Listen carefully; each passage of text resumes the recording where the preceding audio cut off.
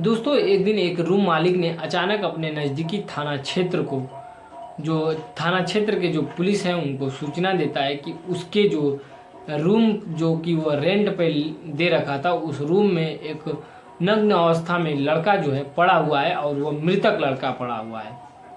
देखने के बाद ऐसा लगता है कि उस लड़के के साथ किसी ने बहुत ही बुरी तरह हैवानियत की है। अब लोगों के मन में यह होगा कि किसी लड़के का हैवानियत कैसे हो सकता है। दोस्तों आपको बता दें कि जो आज का समय चल रहा है इस समय में कुछ भी संभव है। जब वहाँ की पुलिस प्रशासन आती है, उस लड़के की जो बॉडी है उसको पोस्टमार्टम में ले जाया जाता है तो पता चलता है कि इसके साथ बर्बरता से दुष्कर्म किया गया है और इसे दवा दी गई है जिसका ओवर डोज होने के कारण इसकी मृत्यु हो गई है। और बाद में जब इसकी ये सूचना उसके घर वालों को मिलती है तो पता चलता है कि वह अपने एक दोस्त का जो है सहायता करने गया था, क्योंकि उसका दोस्त एक ऑर्केस्ट्रा का मालिक होता है, डांस प्रोग्राम पार्टी का मालिक होता है और उसके डांस प्रोग्राम पार्टी में 4 लड़कियां गई हुई थी और उनको सुरक्षित जगह पर लाकर उन्हें उनके रूम पर छोड़ना था। इस बीच रूम पर छोड़ता है और करीब 1:30 बजे रात हो जाती है और उसकी बाइक ख़राब हो जाती है जिससे वह उन्हीं लड़कियों के साथ वहीं सो जाता है और लड़कियां इस मौके का फ़ायदा उठाकर उस लड़के से पूरी रात उसका सामूहिक दुष्कर्म करती हैं और इसी बीच उसकी जान चली जाती है। दोस्तों क्या है पूरी कहानी, क्या है पूरा घटनाक्रम, उसे हम कहानी के माध्यम से समझने का प्रयास करेंगे। नमस्ते प्रणाम, मैं पवन प्रजापति और आप देख रहे हैं हमारा यूट्यूब चैनल पवन प्रजापति स्टोरी। आपसे एक छोटी सी रिक्वेस्ट है कि यदि आपने अभी हमारे चैनल को सब्सक्राइब नहीं किया है तो चैनल को सब्सक्राइब कर लें और बेल आइकन को प्रेस करना ना भूलें। दोस्तों आज की जो घटना है उसकी शुरुआत उत्तर प्रदेश के देवरिया जनपद से होती है। देवरिया जनपद में एक दीपक नाम का लड़का हुआ करता है और वह अपने माता पिता और अपने भाई बहन के साथ ही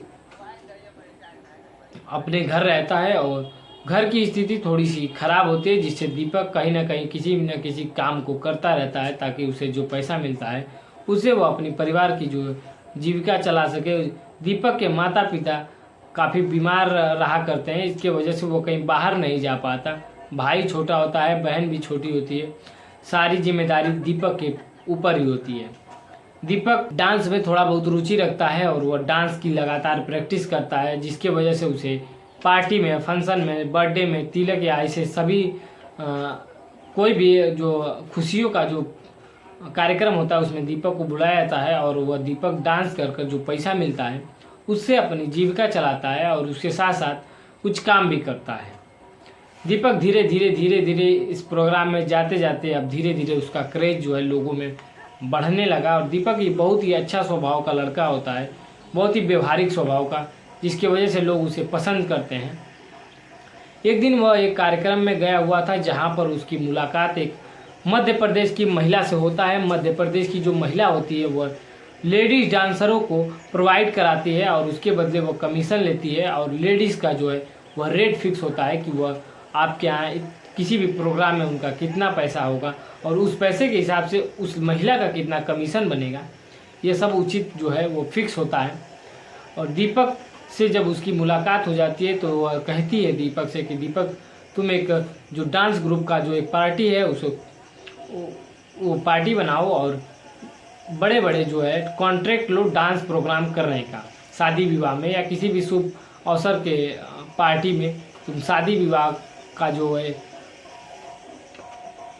प्रोग्राम है उसको करो और जो लेडीज़ डांसर है वो हम तुम्हें प्रोवाइड करा देंगे, उसके बदले में तुम हमें हमारा कमीशन दे देना। तो दीपक भी उस क्षेत्र में ही अपना जो है करियर बनाना चाहता था। तो दीपक का जो उसको साथ मिला वो बहुत ही खुश हुआ और धीरे धीरे वह काम को करने लगा।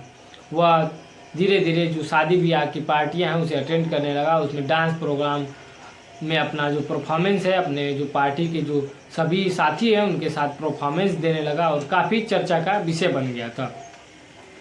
लेकिन एक दिन अचानक दीपक को एक पार्टी में उसके अपने सभी एक कार्यक्रम में अपने पार्टी के सभी लोगों के साथ जाना होता है और वहाँ पर डांस प्रोग्राम का जो व्यवस्था है उसे अरेंज करना था।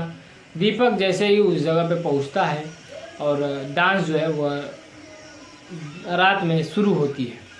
उसके बाद तभी दीपक के घर से फ़ोन आ जाता है कि उसकी माँ की हालत बहुत ख़राब है और वह जल्द ही हॉस्पिटल पहुँचे। इस पर दीपक ने अपने एक दोस्त सूरज को फ़ोन किया कि सूरज, मेरी माँ का जो है हालत बहुत ख़राब है और मैं इस जगह पर प्रोग्राम में हूँ, तो तुम मेरा एक काम करना कि जब प्रोग्राम ख़त्म हो जाए तो ये जो लेडीज़ हैं इन्हें सुरक्षित इनके रूम पर छोड़ देना। मैं अपनी माँ को हॉस्पिटल में उसका इलाज कराने के लिए ले जा रहा हूँ और इन जो लेडीज़ हैं इनकी जिम्मेदारी मैं तुम्हें सौंप कर जा रहा हूँ। सूरज अपने घर से आता है उस कार्यक्रम स्थल पर और कार्यक्रम खत्म होने के बाद जिस गाड़ी से वो लेडीज़ आई थी या पार्टी के जो भी लोग आए थे, वो गाड़ी रात में ही कुछ दूर जाकर ख़राब हो जाती है। तो दीपक वहाँ से बाइक से ही बारी बारी से उन लड़कियों को उनके रूम तक छोड़ता है और आखिर में जब वह सभी लोगों को छोड़ दिया था और जो पुरुष हैं वह अपने अलग साधन से वो घर चले जाते हैं और जो लड़कियां हैं उन्हें सुरक्षित उनके कमरे पर सूरज लाकर पहुंचा देता है। सूरज अब अपने घर की तरफ जैसे ही निकल रहा था कि उसकी बाइक अचानक ख़राब हो जाती है। बाइक ख़राब होने के बाद सूरज काफ़ी परेशान होता है और रात के समय करीब 1:30 से 2 के आसपास बज रहे थे। तो दीपक को फ़ोन करता है कि दीपक, मेरी बाइक ख़राब हो गई है। और यश जो इस बात को जो लड़कियां हैं, जो चारों लड़कियां थी, वह कहती हैं दीपक से, सूरज से कि सूरज, अब बाइक जब तुम्हारी ख़राब हो गई है तो रात की बात है, कहाँ इतनी रात में तुम जाओगे, आओ इसी रूम में तुम भी सो जाओ, सुबह होते ही तुम चले जाना। दीपक भी उसको यही सलाह देता है। तो सूरज उसी कमरे में वो सो जाता है।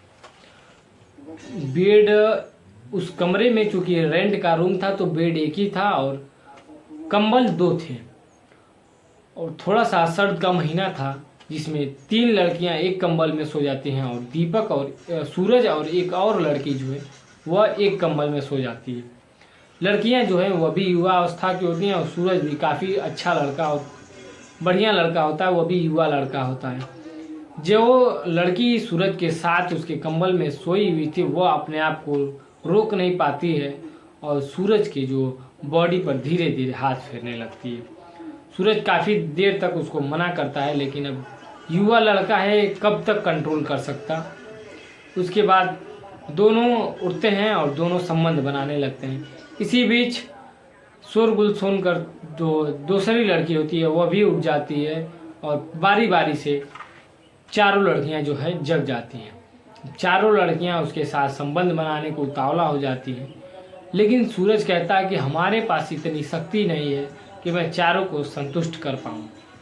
उसमें से एक लड़की कहती है कि मैं उसका उपाय कर देती हूँ। उसने एक जो है शक्तिवर्धक गोली निकाली और कई गोलियाँ सूरज को खिला दी।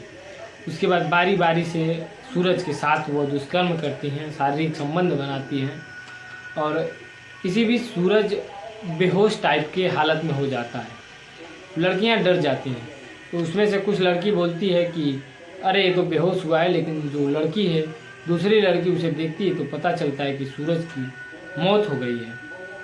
अब लड़कियां घबराई तुरंत अपना सामान पैक करती हैं, मोबाइल स्विच ऑफ करती हैं, उसके बाद वो फरार हो जाती हैं। सुबह जब रूम का मालिक टहल रहा था तो देखा कि रूम का दरवाज़ा जो है वो खुला है और एक लड़का नग्न अवस्था में मृतक पड़ा हुआ है।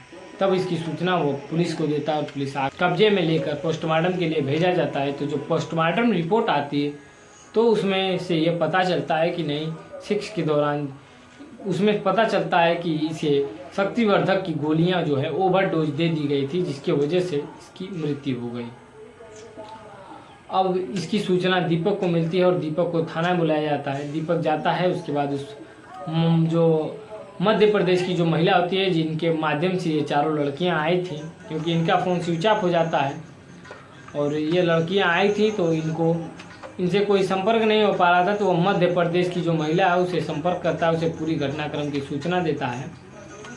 उसके बाद जो महिला है वो भी कहती है कि हमारे पास अभी वो है नहीं। जैसे ही उनकी सूचना हमें मिलती है तो हम आपको बताएंगे। पुलिस लगातार उन चारों लड़कियों का जो है कॉल जो है सर्विलांस पर रखा था, और जैसे ही उन लड़कियों में से एक लड़की का फ़ोन एक्टिव होता है, उनके लोकेशन का पता चलता है और पुलिस तुरंत उनको कुछ दूर जाते जाते उनको पकड़ लेती है और उसके बाद उनको गिरफ्तार कर लेती है। जब इस मामले का खुलासा होता है तो लड़कियां अपने मुंह से ही अपने खुद से ही ये सब बातें बताती हैं। उसके बाद जब यह न्यूज़ और सोशल मीडिया के माध्यम से खबरें जो है लोगों के बीच पहुंचती है तो लोग बिल्कुल हैरान परेशान हो जाते हैं कि कैसा ज़माना चल रहा है कि एक लड़का भी सुरक्षित नहीं है और एक लड़की भी कहीं ना कहीं सुरक्षित नहीं है, यानी कि दोनों अब खुद में एक असुरक्षित माहौल में है। तो आप सभी अपना ध्यान और अपनी सुरक्षा की जिम्मेदारी स्वयं लें। दोस्तों, इस पूरे घटनाक्रम को सुनाने का उद्देश्य किसी को परेशान करना है, किसी के भावनाओं को ठेस पहुंचाना नहीं, बल्कि आप सभी को सतर्क करना, जागरूक करना। क्योंकि कब किसके साथ हादसा हो जाए इसकी अंदेशा किसी को नहीं। आशा है कि आप जहां होंगे मस्त होंगे, व्यस्त होंगे, स्वस्थ।